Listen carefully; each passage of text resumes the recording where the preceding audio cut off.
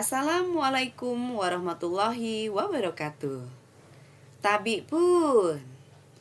Halo, apa kabar Bapak Ibu, calon guru penggerak di seluruh Indonesia? Salam bahagia.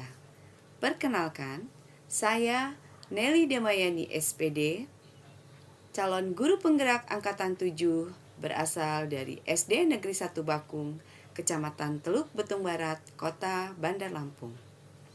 Izinkan saya untuk memaparkan hasil aksi nyata saya pada modul 1.4 tentang budaya positif.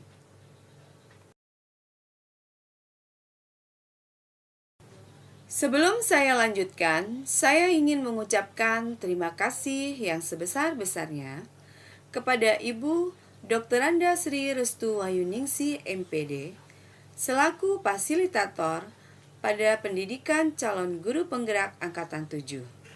Juga kepada Ibu Yuni Dwi Pristiwanti SPD selaku pengajar praktek pendidikan calon guru penggerak angkatan 7.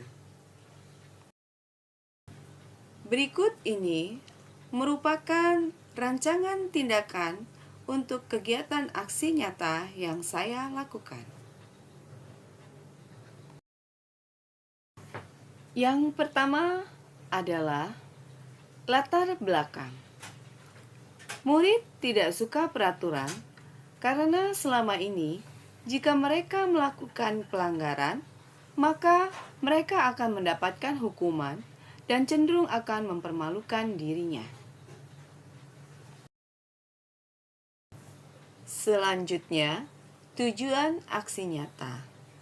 Yang pertama adalah menciptakan murid yang merdeka dan disiplin diri yang kuat. Dan yang kedua, yaitu menumbuhkan budaya positif di sekolah dengan meyakini nilai-nilai kebijakan universal. Adapun tolak ukur keberhasilan yang saya lakukan adalah terbentuknya keyakinan kelas melalui kegiatan kesepakatan kelas yang telah dilakukan oleh wali kelas dan siswa.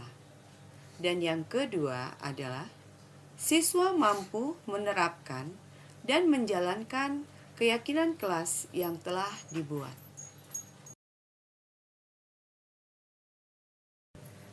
Selanjutnya, lini masa tindakan atau langkah-langkah tindakan yang akan dilakukan.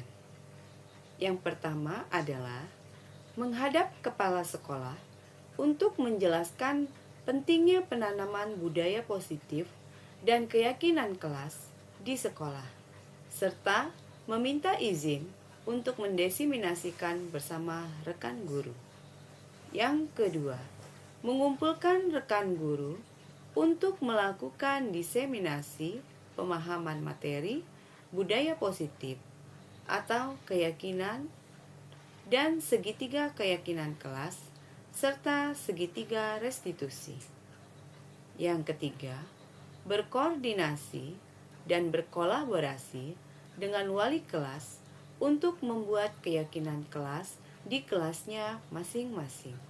Dan yang keempat, memantau, merefleksi, dan mengevaluasi keyakinan kelas yang telah dibuat.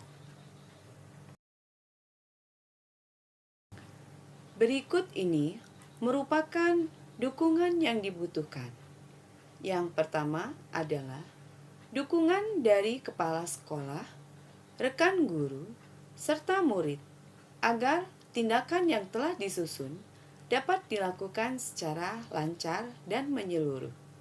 Yang kedua, sarana dan prasarana untuk menumbuhkan budaya positif di sekolah.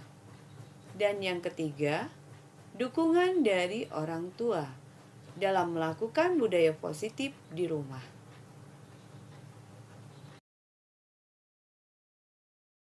Berikut ini merupakan dokumentasi pada kegiatan membuat keyakinan kelas. Yang pertama yaitu berdiskusi tentang peraturan.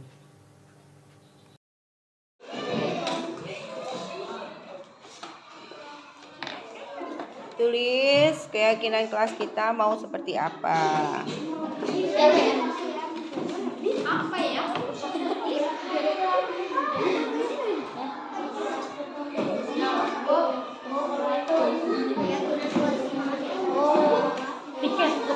Gue pikir dulu.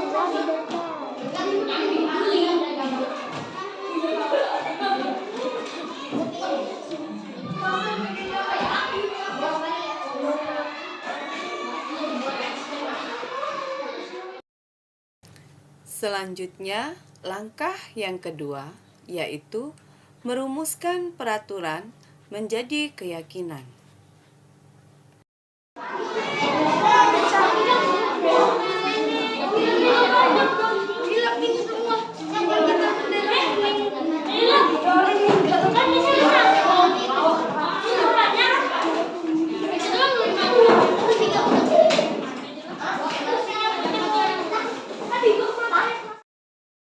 Langkah yang ketiga pada kegiatan membuat keyakinan kelas yaitu menempelkan keyakinan kelas di dinding kelas. Berikut ini merupakan kegiatan diseminasi di sekolah mengenai pemahaman dan pengalaman penerapan budaya positif.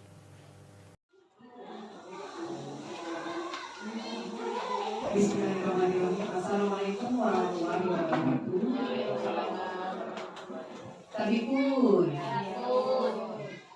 kepada yang hormat Ibu Kepala SD Negeri 1 Batu, Bapak Ibu Delia SPDM, dan rekan-rekan Bapak Ibu Dewan Guru SD Negeri 1 Batu. Alhamdulillah, puji syukur kita panjatkan kehadiran Allah Subhanahu Wa Taala yang mana pada hari ini kita diberikan nikmat sehat sehingga kita dapat berkumpul di ruangan ini dan keadaan sedang walafiat. Tanpa salawat serta salam pada yang curhat kepada Nabi Muhammad Nabi Muhammad SAW yang kita nantikan saatnya di akhir hayat. Amin ya rabbal alamin.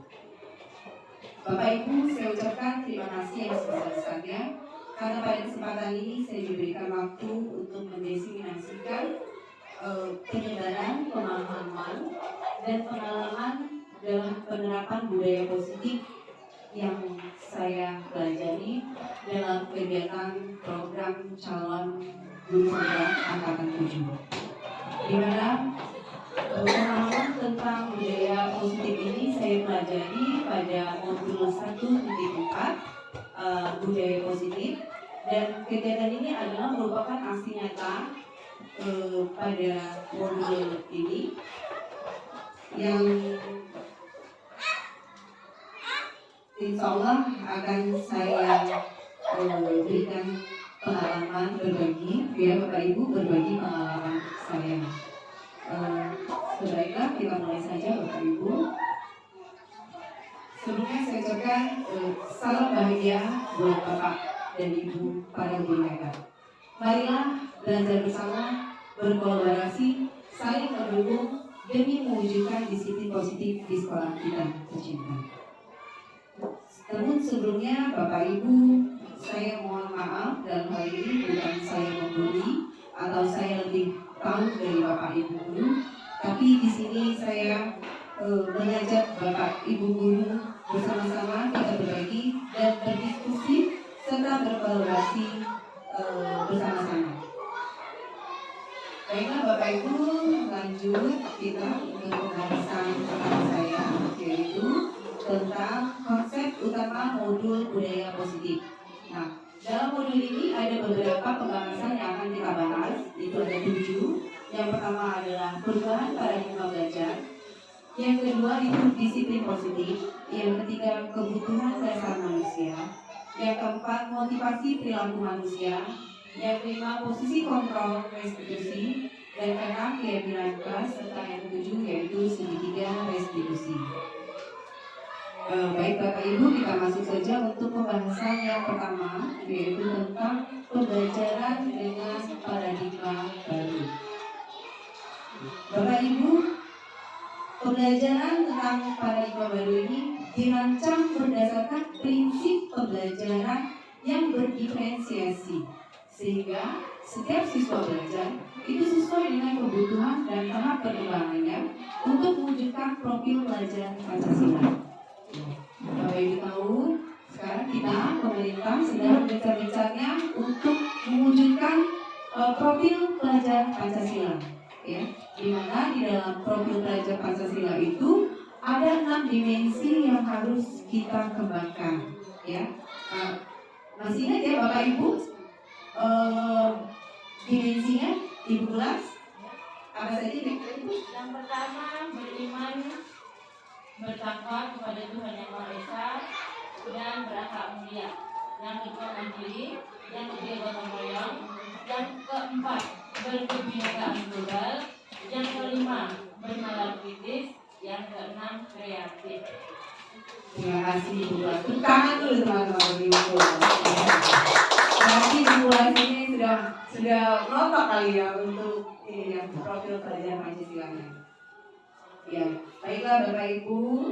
Jadi paradigma baru itu pembelajar kita akan berdiferensiasi. Artinya kita akan mempelajari tentang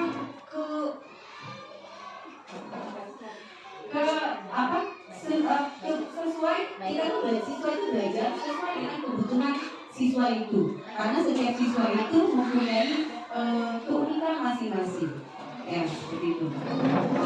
Kemudian selanjutnya tentang disiplin positif.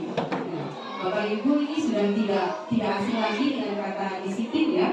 Disiplin itu adalah biasanya di dalam budaya kita itu makna disiplin itu dimaknai menjadi sesuatu yang dilakukan oleh seseorang kepada orang lain untuk mendapatkan kepatuhan. Dan kadang-kadang kita cenderung menghubungkan disiplin itu dengan kata ketidaknyamanan. Karena apa?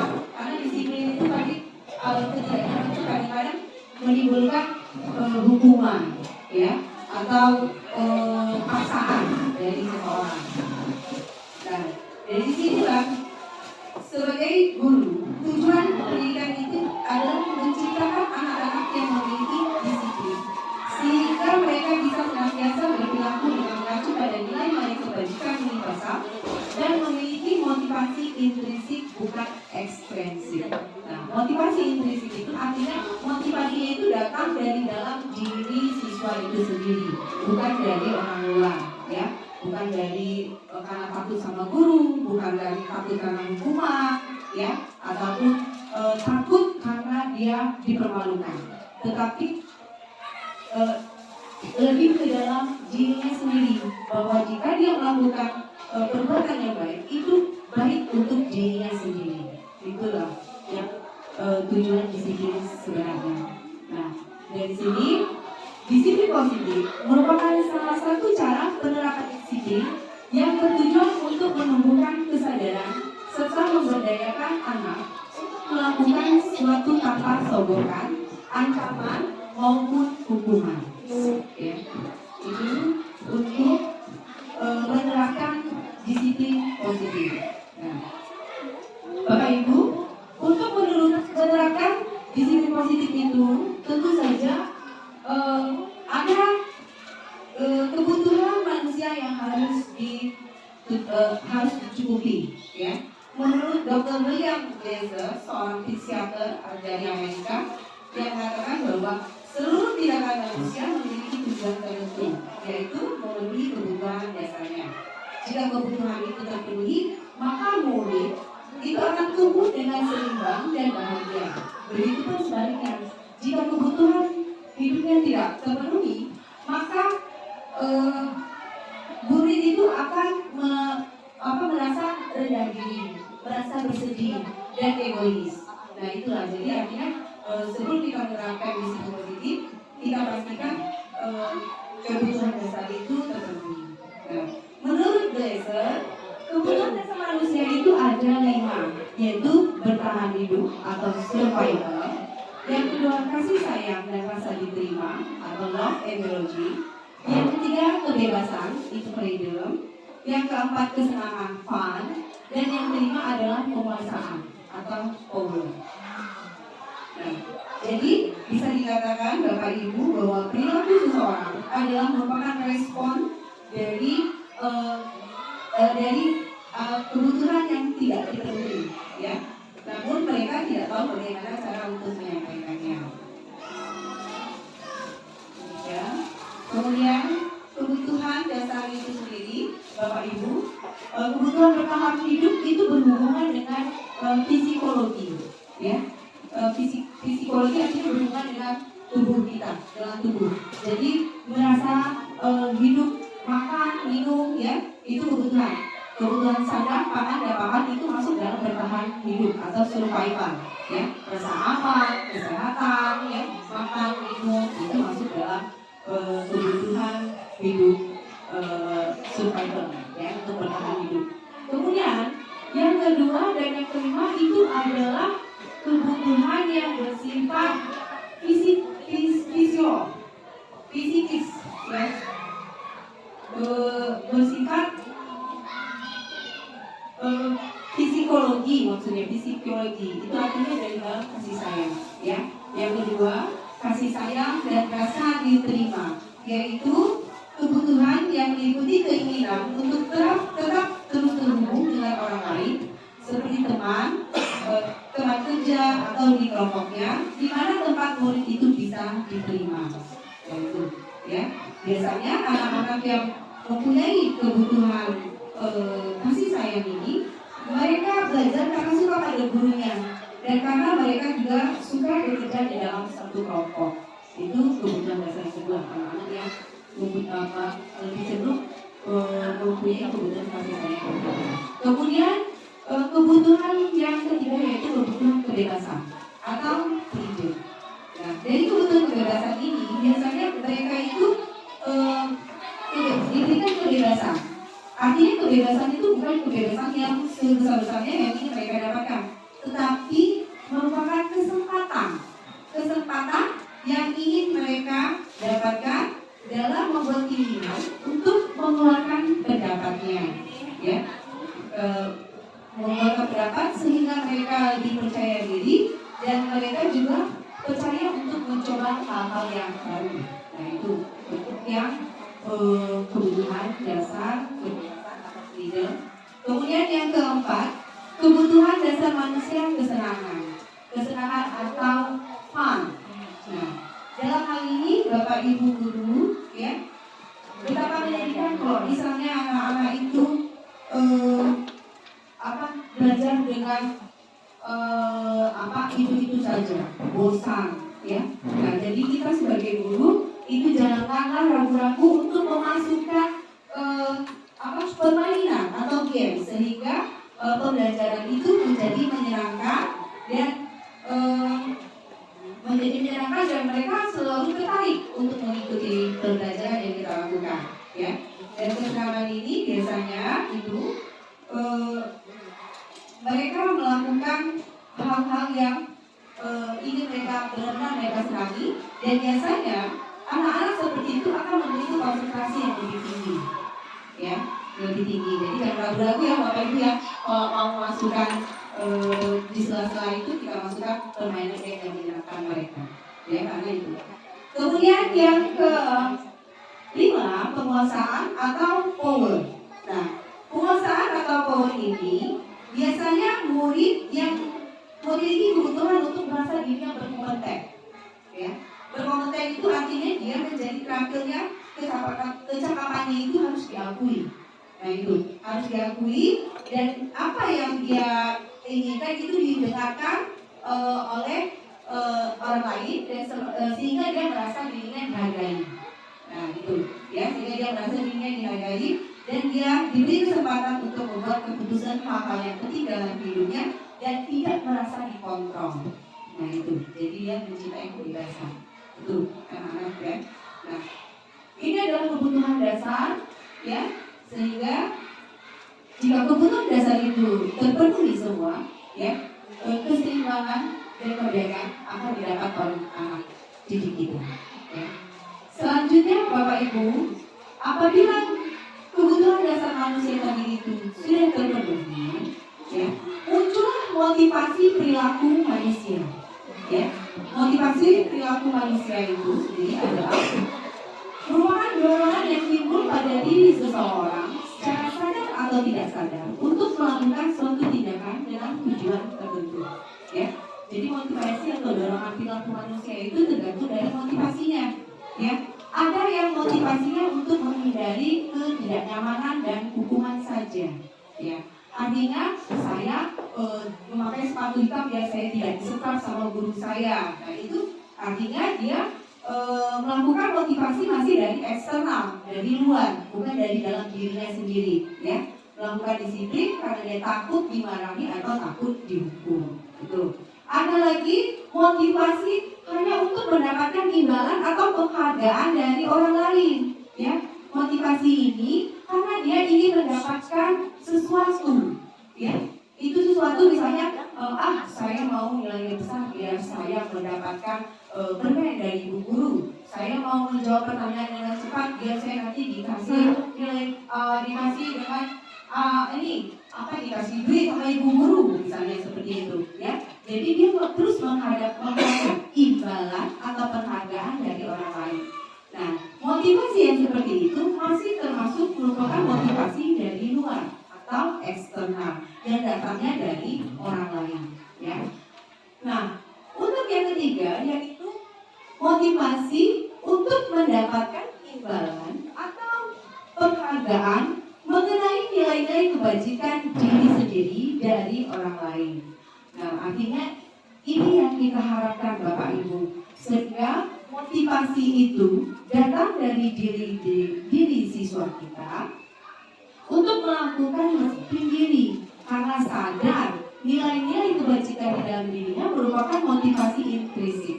Intrinsik itu artinya datang dari dalam dirinya sendiri, ya, bukan dari orang lain, bukan karena dia mau mendapatkan imbalan, tapi karena memang untuk kebaikannya, untuk kebaikan dia sendiri. Itu motivasi intrinsik adalah motivasi yang paling baik untuk diterapkan. Ya. Kemudian setelah itu konsep disiplin. Nah, di sini konsep disiplin ada dengan identitas gagal, ada identitas sukses. Nah, yang pertama, konsep disiplin dengan identitas gagal adalah dengan hukuman, ya, dengan hukuman dan penghargaan. Hukuman, kenapa? Karena hukuman itu sifatnya menyakitkan, kemudian tidak nyaman.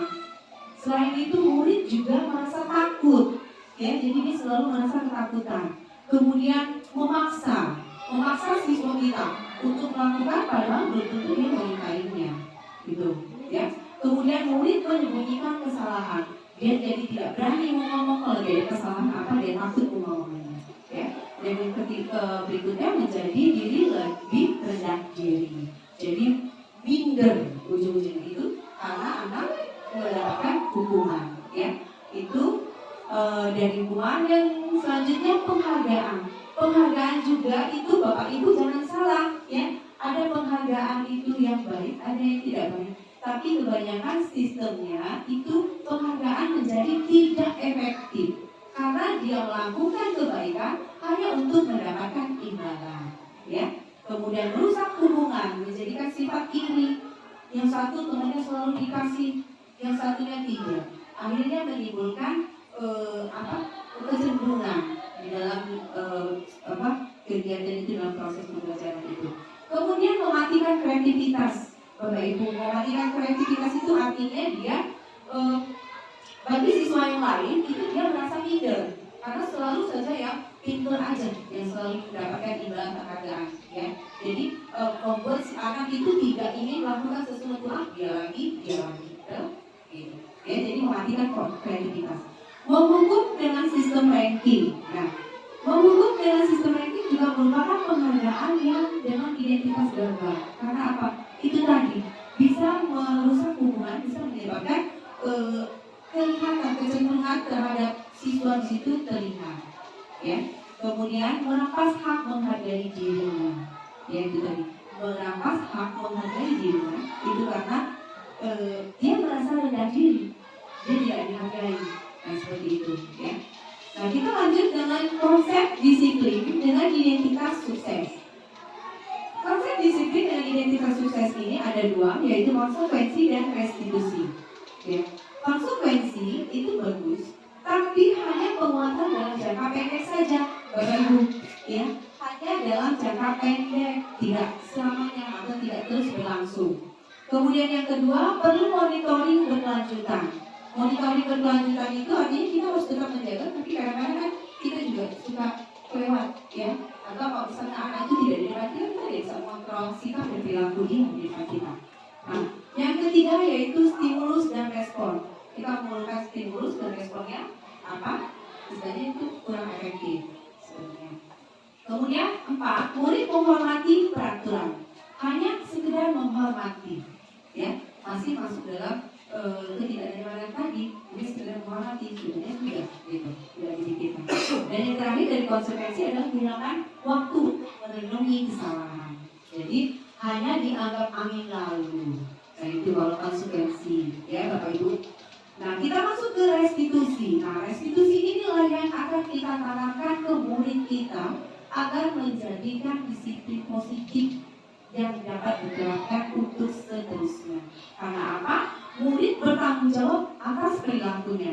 Karena dia sudah menyadari kesalahannya dan dia memiliki tanggung jawab untuk memperbaikinya. Kemudian fokus pada pemecahan jangka panjang, itu dia sudah tahu apa yang harus dilakukan ke depannya yang terbaik untuk dirinya.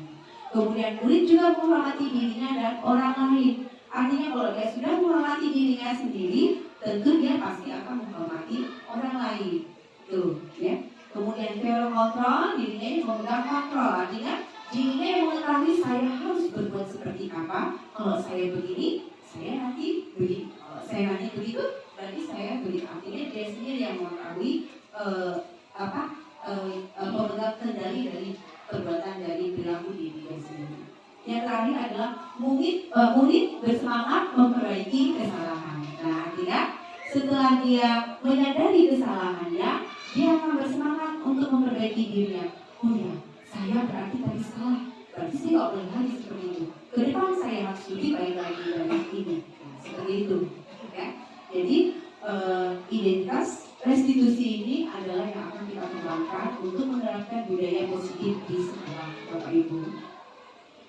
Lanjut ke dalam konsep disiplin pendekatan restitusi, ya, Bapak Ibu.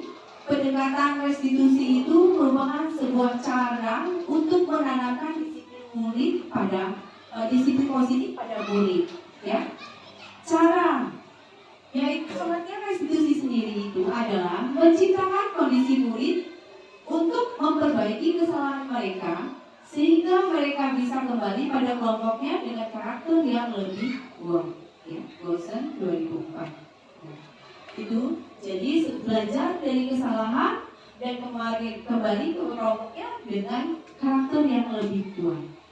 Ciri-ciri restitusi itu sendiri yaitu bukan menebus kesalahan, namun belajar dari kesalahan. Ya, bukan menebusnya, tapi kita belajar, mengambil pelajaran dari kesalahan yang dibuat.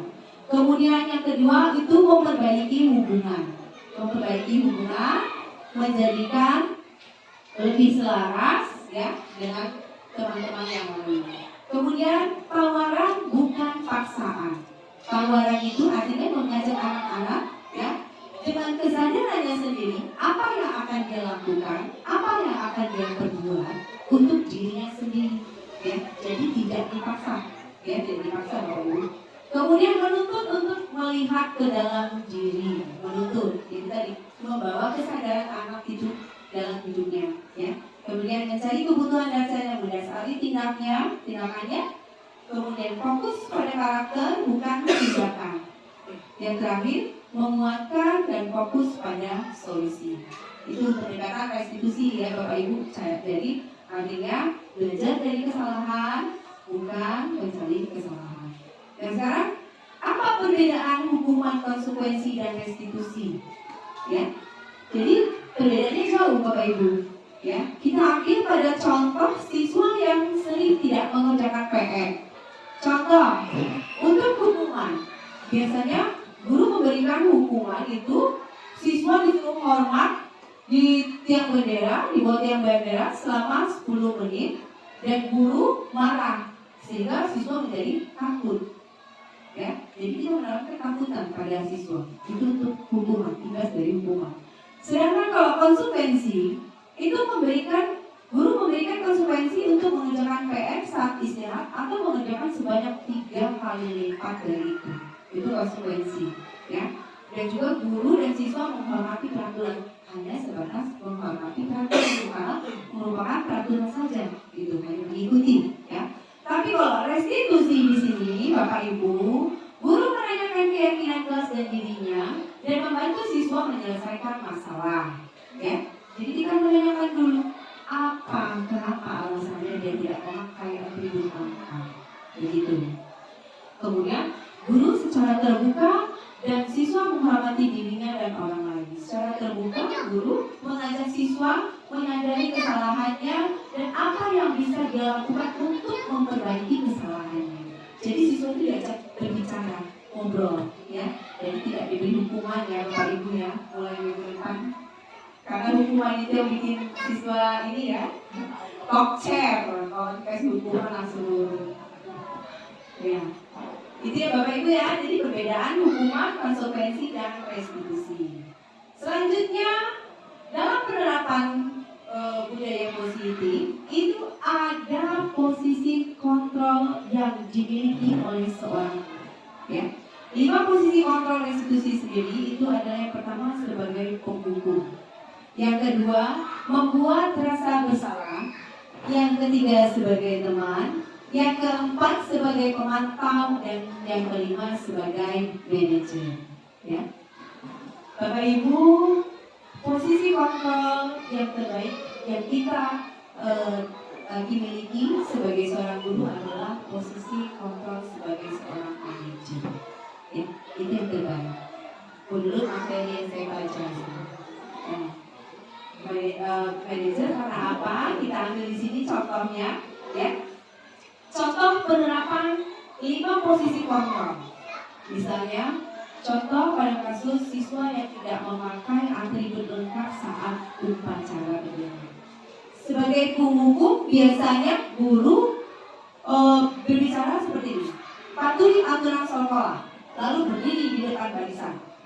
Itu dikasih hukuman. Ya. Nah, kemudian kalau dia sebagai pembuat rasa bersalah, itu guru akan berkata seperti ini: berapa kali ibu harus beritahu kamu? Bu guru merasa kecewa sama kamu. Itu menjadikan anak merasa bersalah karena dia memang salah, tapi seperti itu juga tidak baik. Ya. Kemudian guru sebagai teman. Guru sebagai teman itu guru berkata, ayolah yang tertib, buat ibu guru bangga. Kali ini tidak apa-apa deh kamu salah. Itu sebagai teman. Kemudian sebagai pemantau, kalau sebagai pemantau, kamu sudah melanggar.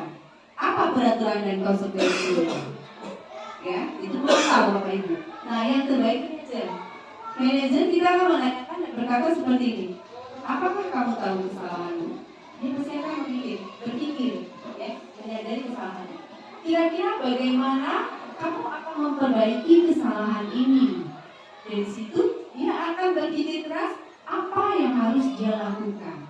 Berarti dia akan melakukan yang terbaik untuk dirinya sendiri. Tuh, ya, Bapak Ibu. Jadi kita tahu kontrol kita sebagai guru itu sebagai penghukum atau pembuat bersalah, atau teman, atau pemantau, atau manajer. Ya. Lanjut ke dalam keyakinan kelas. Nah, kenapa keyakinan kelas? Mengapa tidak peraturan saja? Kan lebih gampang. Sekarang begini, kita mengibaratkan mengapa kita memiliki peraturan tentang penggunaan helm pada saat mengendarai kendaraan roda 2 atau pada motor. Ya. Kenapa? Ada yang bisa jawab, ada yang bisa bantu? Ibu Aisyah, pendapatnya? Mengapa Ibu? Silakan Ibu.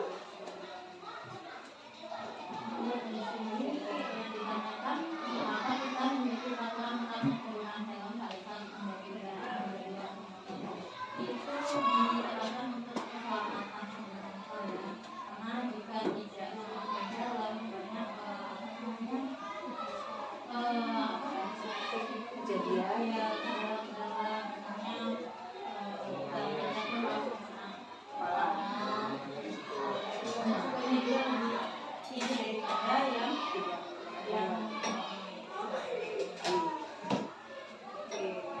Baik, terima kasih Bu Arista. Ya benar, ya. Jadi mengapa kita memiliki peraturan tentang penggunaan helm? Peraturan yang dibuat itu memang peraturan harus diikuti. Tapi dalam hal ini restitusi yang dihadapkan adalah lebih pada diri kita sendiri. Kalau kita tidak menggunakan helm, terus kita ada apa-apa di jalan, ya, helm itu fungsinya untuk apa? Melindungi kepala kita, sehingga kepala kita akan tetap aman kalau kita menggunakan helm. Artinya itu, kesadaran itu datang dari dalam diri kita bahwa kita memakai helm bukan karena kita mengikuti peraturan, tapi untuk kebaikan diri kita sendiri. Ya, jadi dari dalam diri inklusif, ya, dari dalam diri kita sendiri. Mengapa kita menggunakan helm? Begitu juga dengan yang kedua, mengapa kita memiliki peraturan tentang penggunaan masker dan cuci tangan setiap saat? Nah itu tadi, ya, peraturan tetap peraturan. Kita harus menggunakan masker agar tidak tertular penyakit, tapi lebih datang ke dalam diri kita sendiri. Apa yang kita lakukan itu baik untuk diri kita, ya, menjaga kesehatan terutama agar kita tidak terkena penyakit. Itu ya. Jadi keyakinan kelas itu merupakan datangnya dari diri kita sendiri, ya, atau intuisi. Begitu ya Bapak Ibu. Nah, sekarang bagaimana cara membuat kegiatan keyakinan kelas ini? Nah, ya Bapak Ibu bisa diterapkan di kelas masing-masing nanti. Jadi kita mulai pakai keyakinan kelas, jangan peraturan kelas atau kesepakatan kelas ya, tapi keyakinan kelas. Keyakinan kelas itu disusun dengan cara guru bersama-sama membuatnya. Dengan cara pertama berdiskusi tentang peraturannya. Ya, apa saja? Misalnya pertama kita ada tuh dari siswa itu kan banyak ya. Tidak boleh bicara, tidak boleh berkata sopan, harus datang lebih pagi karena dari sekian banyak siswa itu banyak pasti pendapat-pendapat yang berbeda. Nah, kemudian sesudah berdiskusi itu kita merumuskan peraturan itu.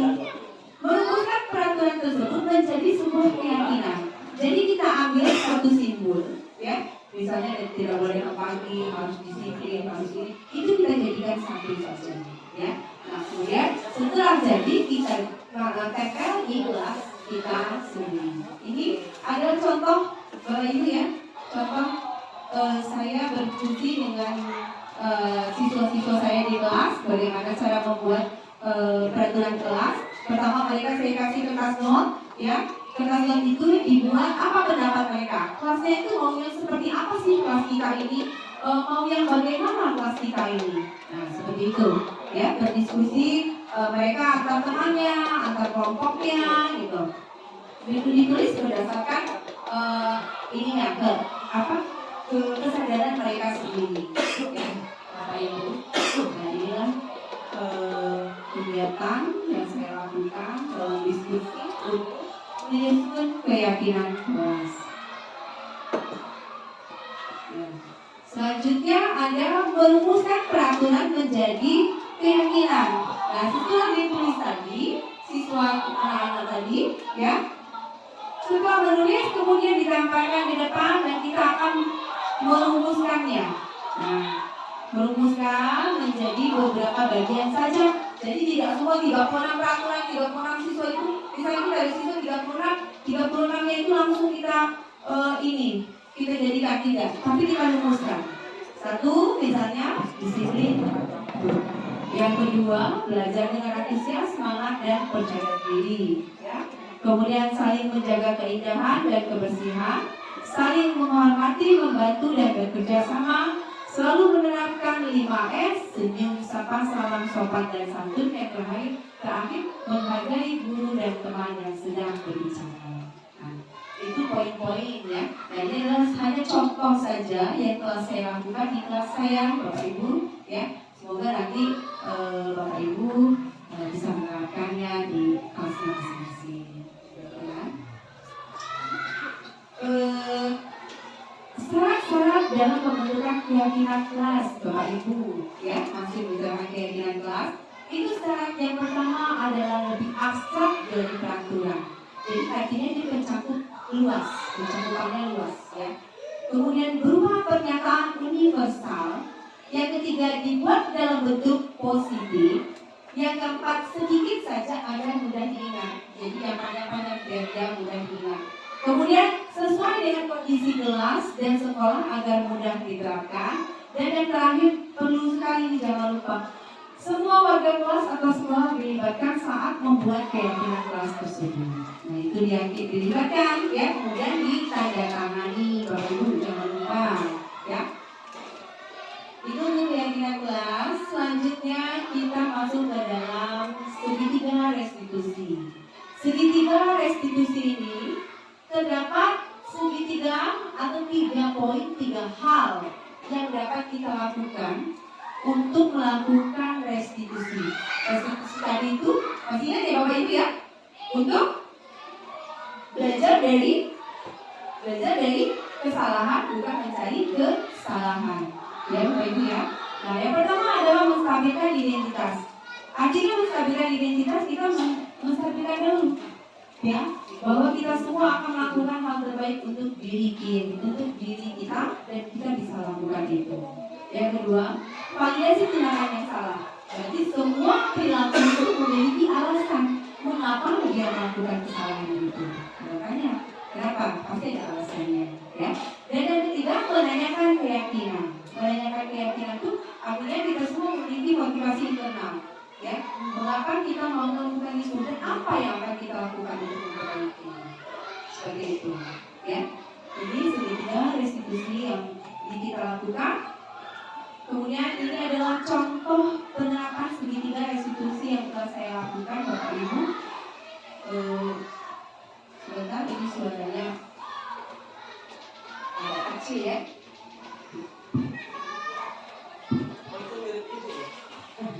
Ya, ini adalah contoh segitiga restitusi Pak yang sudah saya lakukan di kelas. Ini ada siswa saya, Salisa, dia tidak mengerjakan tugas. Dia tidak mengerjakan tugasnya karena dia tidur terlalu malam, sehingga besoknya dia tidak mengerjakan tugas. Dan saya melakukan segitiga restitusi di sini dengan memanggilnya. Saya menstabilkan identitasnya, menanyakan kesalahan apa, kemudian langkah apa yang bisa dia ambil untuk memperbaiki kesalahan tersebut. Rupanya karena dia tidur terlalu malam, jadi pulang sudah malam, tidak mengerjakan tugas, akhirnya kesiangan. Seperti itu. Akhirnya dia berjanji yang memperbaiki besok dia akan tidur lebih pagi lagi. Jadi dari jam 9 ya, tidak terulang lagi kesalahan ini. Ya, Bapak Ibu.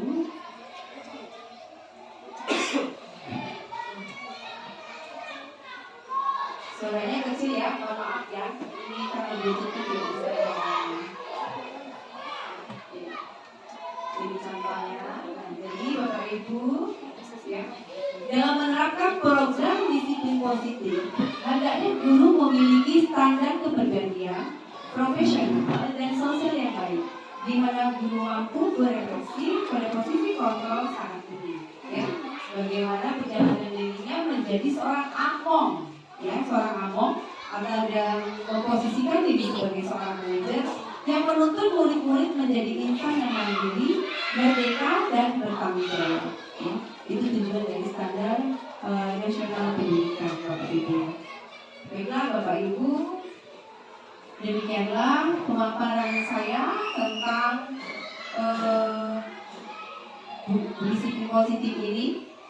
Terima kasih atas perhatiannya. Kemudian saya akan membuka sesi tanya jawab. Silakan kepada Bapak Ibu yang ingin tanya atau ditanyakan, silakan.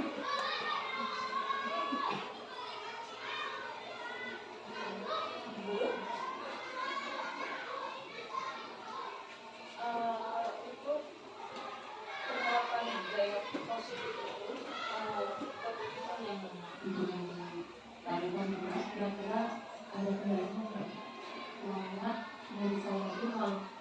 tapi kan ada budaya yang cocok, biasanya memberi dukungan. Tapi memang kenyataannya kalau anak murid itu nggak dikasih kebebasan dukungan, mereka nggak bisa. Karena solusinya apa, tipsnya apa, supaya ya mereka bisa berdasarkan dirinya sendiri ya untuk berjalan positif yang sudah. Baik Ibu, terima kasih. Pertanyaannya kurang lebih seperti itu ya. Apa yang harus dilakukan jika anak itu ya artinya belum timbul kesadaran dalam dirinya untuk memperbaiki kesalahan. Nah inilah setiap apa yang akan kita lakukan atau perubahan itu pasti akan ada hambatannya. Cuma itu tadi seperti itu kita sebagai among kita mungkin tidak boleh bosan-bosan ya untuk melakukan yang terbaik untuk siswa kita. Artinya kita akan melakukan secara pendekatan, Ibu ya. Pendekatan itu kita akan memanggil siswa itu berbicara secara empat mata, lalu kita akan ajak dia berbicara secara terbuka ya. Kita ambil kenapa alasan dia melakukan kesalahan itu dan apa yang akan dia lakukan, apa yang bisa dia dapatkan untuk apa yang bisa dilakukan untuk memperbaiki kesalahannya itu. Dan terus dia akan menyadari, artinya menimbulkan sikap intrinsik atau kesadaran dalam diri dia sendiri. Ya. Terus kita lakukan, terus kita upayakan sehingga terbentuk kesadaran dalam dirinya untuk memperbaiki tingkah lakunya. Itu, ya, itu seperti sama. Kita semua pernah mengalami kendala seperti itu ya. Saya juga dalam menerapkan keyakinan atau sendiri. Tapi kembali lagi dalam mengingat lagi bahwa pendidikan itu merupakan pemenuhan kewajiban kita sebagai guru agar kita menciptakan manusia yang bahagia. Artinya manusia yang bahagia itu manusia yang bisa mencapai kemerdekaannya sesuai dengan cita-cita dan tujuan kita. Itu ya. Demikian, masih ada lagi Bapak Denny atau Pak Messi? Cukup? Baiklah Bapak Ibu. Demikianlah diseminasi saya dalam menyebarkan pemahaman dan pengalaman penerapan budaya positif di sekolah. Atas perhatian dan support dari Bapak Ibu saya ucapkan terima kasih. Saya akhiri. Wabillahi taufiq wal hidayah. Wassalamualaikum warahmatullahi wabarakatuh. Berikut ini hasil aksi nyata. Hasil kegiatan mengembangkan budaya disiplin positif melalui keyakinan kelas adalah diperolehnya informasi yang dibutuhkan dalam menyusun penyusunan keyakinan kelas di antaranya 1. Berbagai permasalahan yang dialami guru dan murid selama proses kegiatan pembelajaran di kelas. Yang kedua, harapan murid untuk mencapai kelas yang diimpikan. Dan yang ketiga, kesimpulan hasil dari ide-ide yang disampaikan murid menjadi sebuah keyakinan kelas oleh guru dan murid. Pembelajaran yang didapatkan yaitu 1. Murid sangat senang dengan keyakinan kelas yang dibuat. Yang kedua, murid setuju dengan keyakinan kelas yang dibuat. Yang ketiga, murid siap melaksanakan keyakinan kelas yang dibuat. Dan yang keempat, murid mulai memperlihatkan perubahan dengan adanya keyakinan kelas. Adapun rencana perbaikan ke depannya yaitu 1. Pembuatan kesepakatan atau keyakinan kelas akan dilaksanakan pada kelas lainnya. Yang kedua, keyakinan kelas akan dibuat poster dan ditandatangani oleh semua murid dan guru. Dan yang ketiga, melaksanakan refleksi pelaksanaan kesepakatan kelas pada semester genap tahun 2022-2023. Berikut ini umpan balik atau respon dari kepala sekolah. Bismillahirrahmanirrahim. Assalamualaikum warahmatullahi wabarakatuh. Tabipun, saya Kepala Sekolah SD Negeri 1 Bakung akan memberikan umpan balik terhadap diseminasi yang telah dilakukan oleh Ibu Nelly Damayani.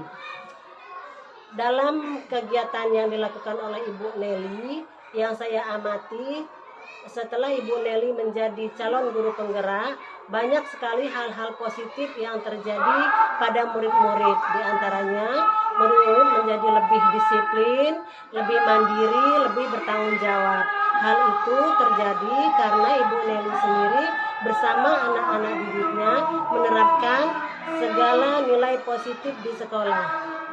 Sehingga terciptalah perubahan pada anak-anak. Terus semangat Ibu Nelly, jadilah guru penggerak yang tergerak, bergerak, menggerakkan. Selanjutnya, umpan balik atau respon dari rekan sejawat. Selamat siang, salam sejahtera dan salam bahagia buat kita sekalian. Perkenalkan, nama saya Rubistiani, guru kelas 6 SD dari SDN 1 Bakung. Saya teman sejawat dari Ibu Nelly Damayani SPD. Saya akan memberikan umpan balik terhadap kegiatan diseminasi yang dilakukan oleh Bu Nelly tentang budaya positif yang diterapkan di kelasnya. Kami, rekan-rekan guru, sangat mendukung kegiatan yang dilakukan Ibu Nelly. Saya sangat senang dan menjadi terinspirasi dengan upaya perubahan positif dari siswanya, dari kegiatan-kegiatan yang dilakukan Ibu Nelly. Saya ucapkan terima kasih kepada Ibu Nelly karena telah berbagi pemahaman tentang budaya positif. Ini merupakan paradigma baru buat kami, rekan-rekan guru dalam dunia pendidikan. Mudah-mudahan apa yang dilakukan Ibu Nelly bisa kami terapkan juga di kelas kami masing-masing. Dan kami berharap itu akan terus berlanjut. Demikian yang boleh saya sampaikan terhadap kegiatan yang dilakukan oleh Ibu Nelly. Terima kasih, salam semangat terus Ibu Nelly, salam bahagia. Kemudian, umpan balik atau respon dari siswa. Assalamualaikum warahmatullahi wabarakatuh. Perkenalkan, nama saya Rafanel Veto. Saya murid kelas 5 dari SD Negeri 1 Bakung. Selama ini Ibu Nelly telah mengajarkan nilai-nilai kebajikan. Saya bersama teman-teman telah melakukan praktek di kelas tentang cara membuat kesepakatan kelas berdasarkan nilai-nilai kebajikan yang telah disepakati bersama. Saya merasa senang membuat kesepakatan kelas ini karena saya dan teman-teman bisa belajar dengan nyaman, aman, dan tentunya bahagia. Terima kasih. Wassalamualaikum warahmatullahi wabarakatuh. Demikianlah kegiatan aksi nyata saya pada modul 1.4 tentang budaya positif. Terima kasih. Wassalamualaikum warahmatullahi wabarakatuh. Salam guru penggerak, tergerak, bergerak, menggerakkan.